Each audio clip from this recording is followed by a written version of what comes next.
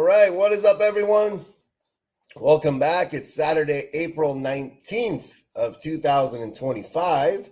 We are here for another education, support, family group, human group.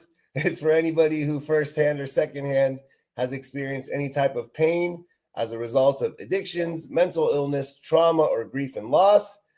My name is Param. We do this pretty much most Saturdays of the year with the intention of adding some value or some insight or some perspective to your healing, recovery, and transformation journey. It is an engaging community. So if you're here, like my friend Jim, and you want to say anything on YouTube, or if you want to say anything on Facebook, feel free to write in the comments. I'll do my best to respond to you in real time and hopefully have a dialogue there that is in the direction of goodness, as some call it. So a couple things about myself as we wait for people to trickle into this live stream.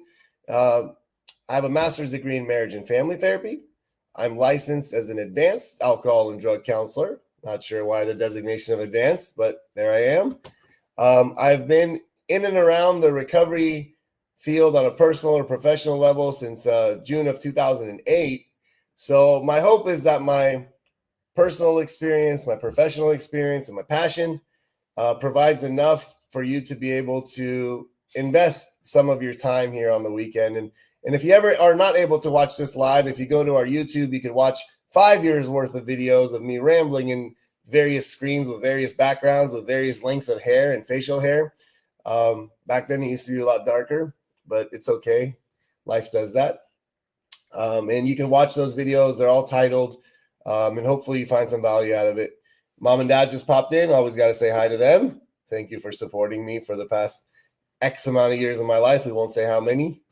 But today is a new talk, and we're going to talk about something that is pretty important when it comes to the healing, recovery, and transformation journey. By the way, why do I even say those three things together? Is because in order to get better in life, we have to start the healing process, okay? I'm a big believer that if you don't heal from your past wounds, you end up bleeding all over people who never cut you. I believe if you don't heal from your past wounds, you continue to do to yourself what others did to you. And then the recovery process, which is to regain something that's been lost, stolen, or destroyed, which is oftentimes our relationship with ourselves and our connection to ourselves.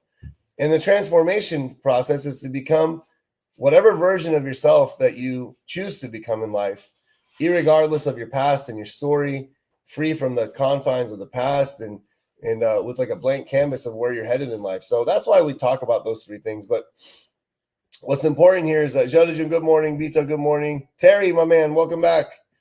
So what we're doing here is we're going to be talking about this thing called self-esteem.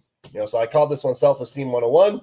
As an educator, I like to put the word 101 in front of things because this is more of a basic conversation about it. But I want you to kind of, if you want to learn more about it and know more about it, this would be a good talk to go with. So first of all, what is self-esteem? In the most simple terms, self-esteem is how you see yourself and what you believe you're worth. So it's a perception thing of self. It's a perception thing of value. So when you look in when you look in the mirror, that person looking back at you, what do you think about him or her? What type of value do you think that person has? For some of you who've done your work and you've kind of processed and if you've navigated through some challenges in life, you might have a positive, reflection looking back at you. But there's a lot of people who have a hard time with this exercise, And self-esteem is not about arrogance. It's not about ego. It's more about self-respect. So sometimes people think if so-and-so has an inflated sense of self, well, that's different. Self-esteem just means to really respect yourself, like who you are, your values, your journey, your pains, your progress, your lack thereof, your perfection, your imperfection. The ego and being full of self and the arrogance, that's cockiness. That's almost like that's a byproduct of low self-esteem. How about that? People that are really arrogant and cocky and like their egos are very inflated. It's the opposite of having high self-esteem. It's having low self-esteem, trying to overcompensate for something that they are not, but want to be. So it shapes how you treat yourself and how you treat others and the choices you make. So for those people who have low self-esteem, they typically do bad things to themselves. They act out in maladaptive ways. They use things that keep them small. They associate with people that limit their growth, and they treat people accordingly.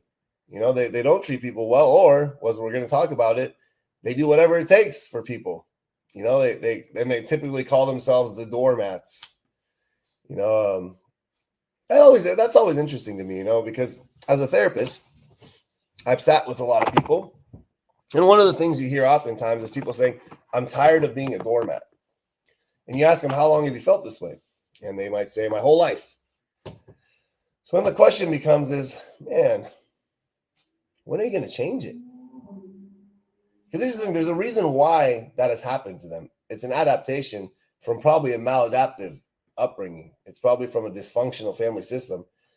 And they became a doormat because of low self-esteem.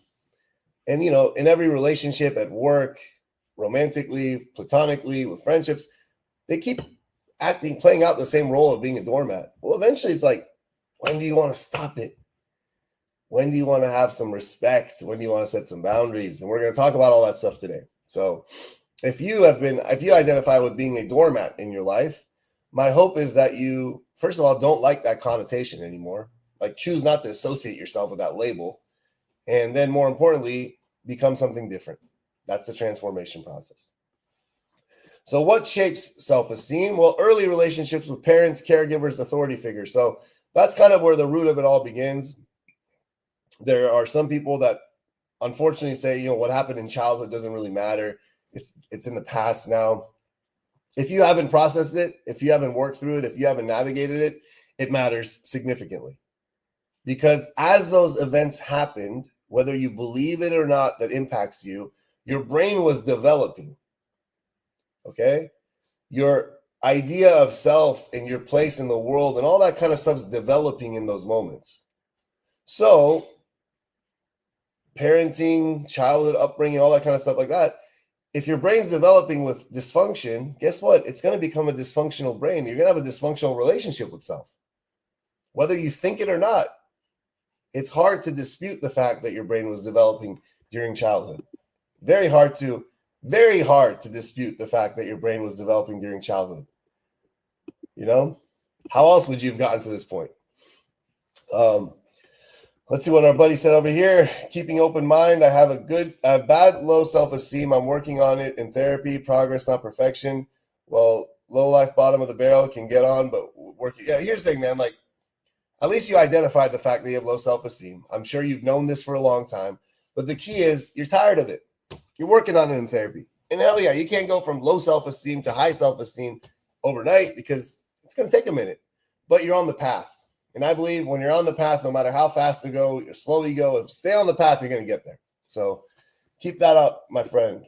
The other one is life experiences like bullying, failure, trauma. Why is bullying impact people? Have you ever noticed if childhood doesn't matter, then why do so many people say being called stupid when they're younger, being called fat when they're younger, being made fun of because of their country of origin, because of their immigration status? Why do you think those things matter? Oh, they're just weak-minded people? No, because if you were bullied in life and you were told you're stupid in life, you start to say things to yourself, and your brain's developing, that you're going to believe you're stupid. These things actually impact human beings long-term. So bullying, trauma significantly matters. So if you were abused or experienced some type of trauma growing up, your self-esteem is very, very much so compromised. The trauma does affect the brain. Trauma does affect our perception towards self. People that experience abuse in life oftentimes feel like they are bad people. They are worthless. They deserved it. These are not things I'm making up. These are things people say. These are things people believe. These are things people internalize. So, and failure also, people who fail in life, and I put in quotation marks, I don't believe in that shit. People that fail in life,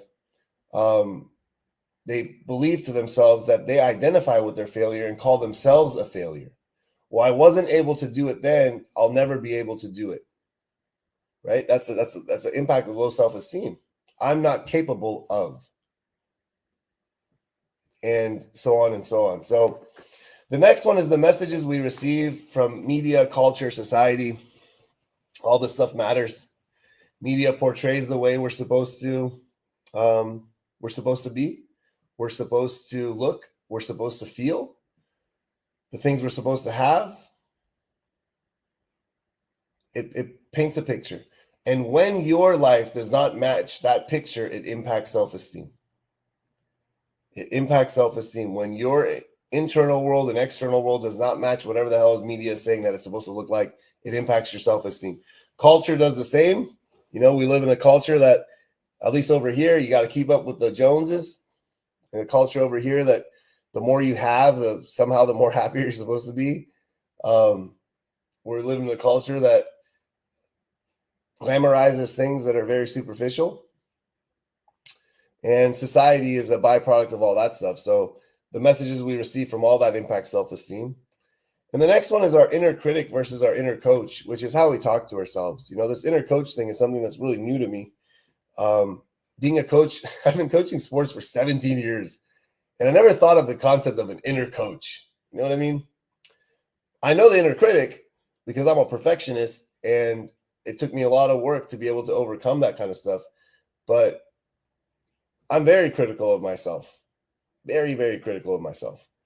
I'm not saying this with a badge of honor or anything like that. It's actually miserable to live inside that critical world sometimes. But I could change it to my inner coach, which instead of criticizing, because I don't criticize kids when I coach them. I'm actually very uplifting and inspiring, and I push them forward with gentleness and sometimes a little bit of force. But I make sure they're getting to where they're trying to get to, and I can apply the same thing to myself. So our inner critic shapes our self-esteem in a negative way. Our inner coach can possibly help it. So now that I've kind of shared what shapes self-esteem, let's look at some signs of low self-esteem, and you can identify if you have them or not. So number one, constant negative self-talk or self-doubt. I'm not good enough. I'm not blank enough. I'm not worthy. I can't do it. I'll never amount to nothing. I'll never find love. I'll never be happy. Low self-esteem, right?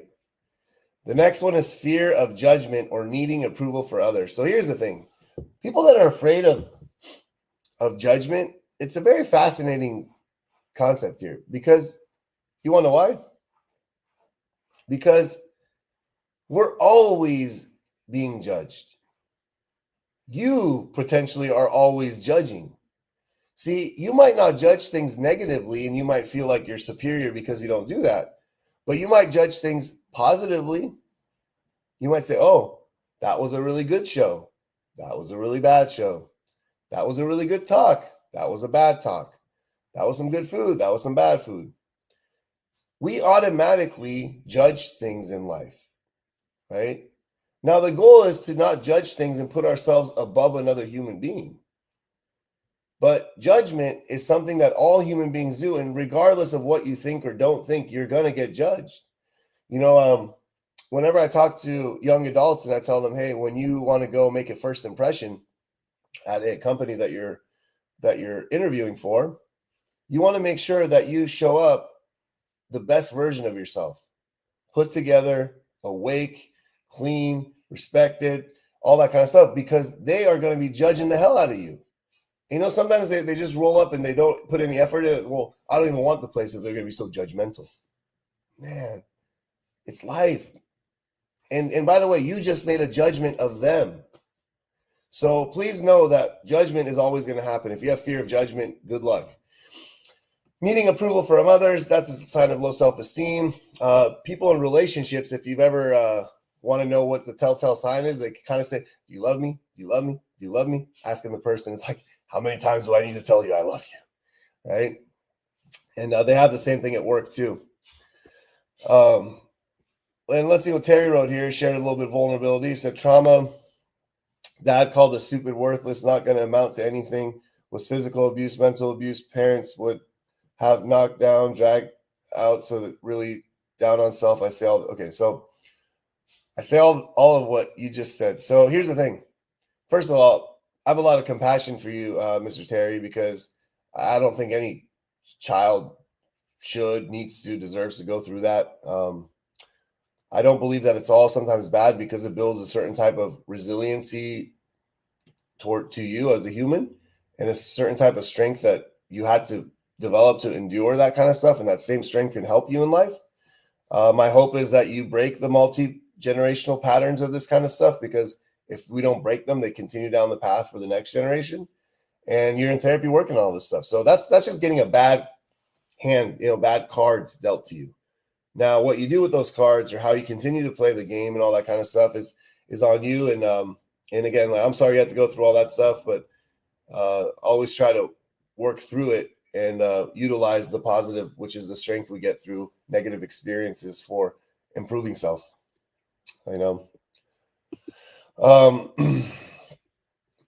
The other one is difficulty making decisions. People that have low self-esteem, they can't really make a decision. It's like, should I or should I not?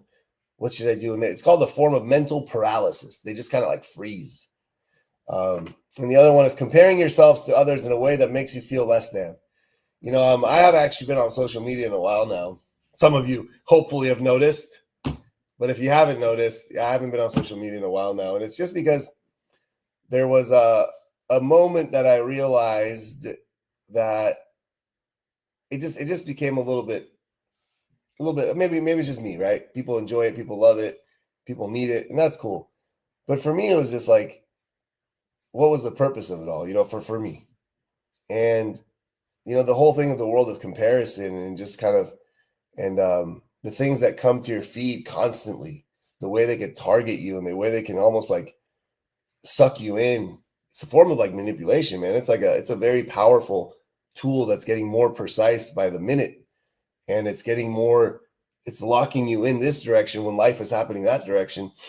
I've been never happier than in my life. My energy level is like way more because I don't engage in that stuff anymore. But I believe some people like it because they get connected to their friends and family and all that kind of stuff like that. And there's a value for it. But that world of comparing yourself to others in a way that makes you feel less than, it's social media 101, we'll call it. There's a reason why that happens, because when you feel less than, you're vulnerable to do things, buy things, act in ways in which to make you feel better. And that's just my perspective. I mean, who am I? Just a mental health therapist, psychologist who knows a few things here and there. But Jim said, I love this quote, man. He says, don't compare your insides with other people's outsides. That's what a lot of people do. They come in and they look at the external shell of people and like, wow, look at all of them. Look how happy they are. Look at all the things they have. Inside, I feel like shit. I got nothing. I'm worthless. Not knowing that person might be putting on a facade. And when they get in their car and drive home, they're going home to a misery. So insides and outsides oftentimes don't match. So how to build self-esteem, how to build strength, self-esteem, how to do it? Well, you got to build this thing up. And practice self-acceptance, acknowledge your strengths and flaws without shame.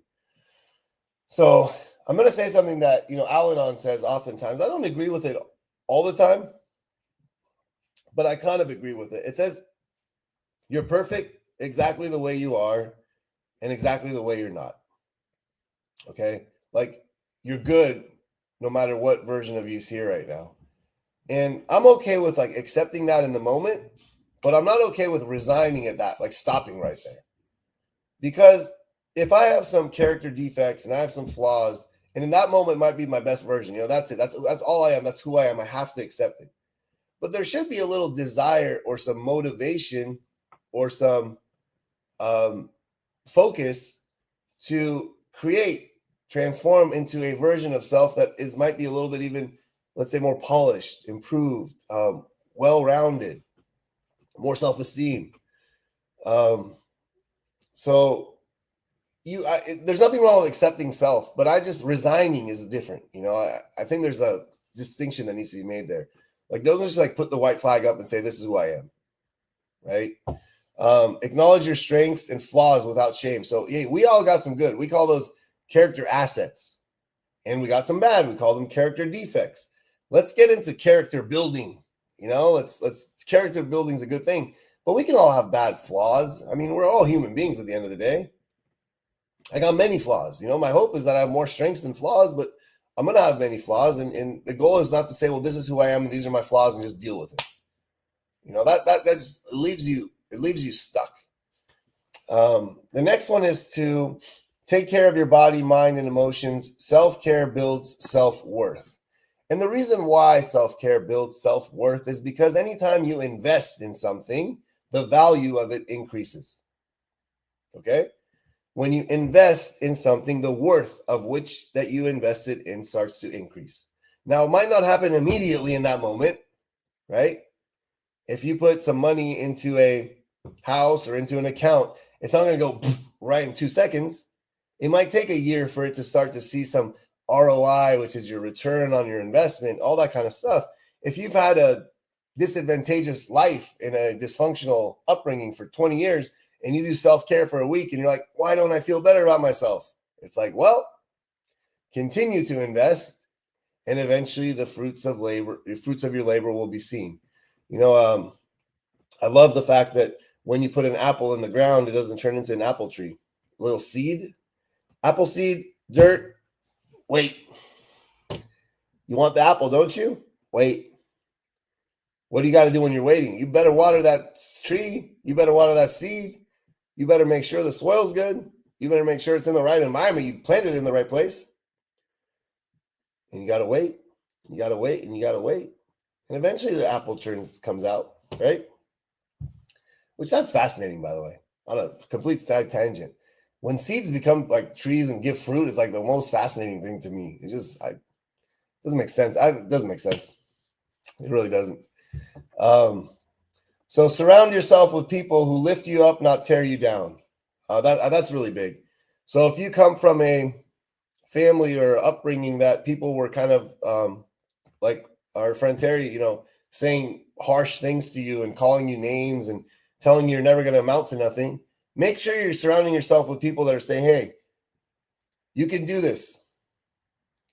You've had a tough life, not going to lie, but there's a better one right around the corner if you continue to move forward.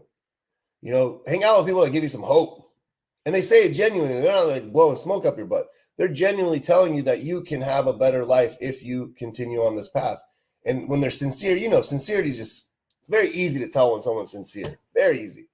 You ever been on the phone with a salesperson? You're like, oh, this person's giving me a sales gig. You ever been on the phone with someone that's sincere, that's trying to tell you something about yourself? It's like a complete different feeling. The tone's different. The flow is different. Now, the really good salespeople are the ones that can sell sincerely. Oh, they always get me. I'll tell you that. That's why I don't get on the phone with people, just because I know if it's a salesperson, I'm screwed. But that's okay. So, yeah, people that tear you down, put them in a box, put them somewhere else. There's no need for that. Life already tears us down enough. To put yourself with people that chop you down, man, it's just not the smartest thing in the world to do. The next one is to set and achieve small goals. Confidence comes from doing hard things. And in my words of my friend Jim over here, doing esteemable acts. So set and achieve small goals, not big ones, just little ones, little goals, little victories. Instead of saying, I want to go I want to go get a bachelor's degree, just say, I want to go finish a class. Instead of saying, I want to lose 50 pounds, just say, I want to lose 5. Instead of saying that I'm gonna have $1 million, just go say 1,000, and let that person set the next goal. See, the version of you right now is going to have a harder time setting goals without the ones in between. So as you set goals in between, you continue to change and transform. As you change and transform, guess what? So will your ability to set goals, accomplish goals, and create new ones. Like my goals today, at some point in my life, weren't even a part of my mental faculties. I couldn't even imagine them. Like, not that I didn't think I could get anything I wanted. I couldn't imagine. My brain didn't have the power to imagine even those things. So it continues to flow. Catch and reframe negative thoughts. Change the story in your head. So kind of, for example, when I tell myself I'm stupid or I can't do this, I just say, nope, I know I'm not stupid. The reason I can't do this yet is because I haven't had enough reps. You know, I haven't done it long enough. I don't know it well enough. You know, and it's just reframing these thoughts. So anytime you have a negative thought, reframe it with something freaking positive. You know, reframe it with something that's more, it's kind of like, oh, I failed. No, I'm one step closer to succeeding. Right? Failure, one step closer to succeeding. Which one sounds better? You know, signs of healthy self-esteem. So it's opposite. You speak to yourself with kindness and encouragement. You can do it. You're a good person. You deserve it. Say to yourself, I can do it. I'm a good person. I deserve it. I deserve love. I deserve forgiveness. I deserve compassion. Why not? Sit in a mirror and say those things to yourself. If you don't want to say I, say you. When you say you to a mirror, guess what? The brain doesn't know the difference. It thinks that someone's telling you those things. That's why positive affirmations in the mirror work. It tricks the mind. That's real, by the way, what I just said. I'm not making that up. So go say a bunch of good things to yourself in the mirror, and your brain's going to think someone's saying those good things to you. Set boundaries without guilt. Say no without guilt. Some of you have a really hard time doing that. There's nothing wrong. I mean, I'm a master of setting boundaries, saying no. I really am. Come on, ask me to do something this weekend. I'll say no in a heartbeat. Not because I'm mean or anything like that. It's because there's certain things that I got to get done this week so I can be my most effective self in the upcoming week. I choose my space. I choose my peace of mind. And at some point in my life, I wouldn't do that. I just say yes, yes, yes, yes, yes, and be super resentful that I missed out on doing everything I needed to do. You bounce back from your setbacks without losing your sense of worth. One of the definitions of success that I love is, how do you go from one failure to another failure without losing enthusiasm? How cool is that? Success is defined as, wait, hold on. Success is defined as going from one failure to another failure without losing enthusiasm in between, right? How cool is that? So if you have a setback, get ready for a comeback. You know, minor setback for a major comeback. After every dark night, there's a bright day, you know? Yeah. After every breakdown, there's an opportunity for a breakthrough. Yeah, I know these things all off the top of my head. And guess what? The fact that I know all these is because it's a way that my mind thinks. It's a belief system. It's not that I'm just rambling a bunch of quotes. It's the way my brain thinks of these words, these associations. So some people look at breakdowns as like discontinuing progress. They look at failure as something's wrong with them. They look at darkness as it's never going to become light. I reframe all those things, positive connotations. And you feel comfortable being yourself without needing to prove anything. I don't know. I always got a chip on my shoulder. I'm trying to prove something at all times. Maybe I'm not there yet. There's certain things I got good confidence in and certain things I'm insecure about, you know, and that's just being a human. You know, I think being insecure and having low self-esteem are a little bit, they're in the same color palette, same flavors, but there's a little bit different, you know, because I do believe I could do anything. I do believe that I could do anything if I try. But when I'm doing it, I'm a little uncomfortable. That's all. I'm insecure if I'm doing it right or if I'm doing it well or all that kind of stuff. But today's talk was important, you know, and that you might yourself be someone that's struggling with low self-esteem, and hopefully today's talk helped you. You might know someone in your life that's struggling with low self-esteem, and maybe you can copy and paste the link and send it to them or share it with them and have them watch it. But whatever it is, however it is, my hope is that today's talk on self-esteem brought some value to your day, helped you understand the concept a little bit more, provided some added relief. And also, what I always want to say is, what do you say? Being straight up honest, I always feel better after I leave from your talks. I also have a chip on my shoulder. Hey, good man. It's all good, bro. As long as the chip is not an ego thing, you know, and a pride thing, if it's just a kind of the thing that pushes you forward without doing harm to others, it's a good thing. And I think we identify there. But happy Easter to those who celebrate it. Not a part of my personal upbringing or culture. However, I know that it is something that people are, you know, it's a part of their world. They're raised with it. They have certain traditions with it. There's certain, memories they have from it. If you fall in that category, I hope you go and enjoy a Easter with your loved ones. Make the phone calls to those who would probably be happy to hear your voice. And yeah, I'll see you back here next week, same time, same place. Love and appreciate all of you. Bye, everyone.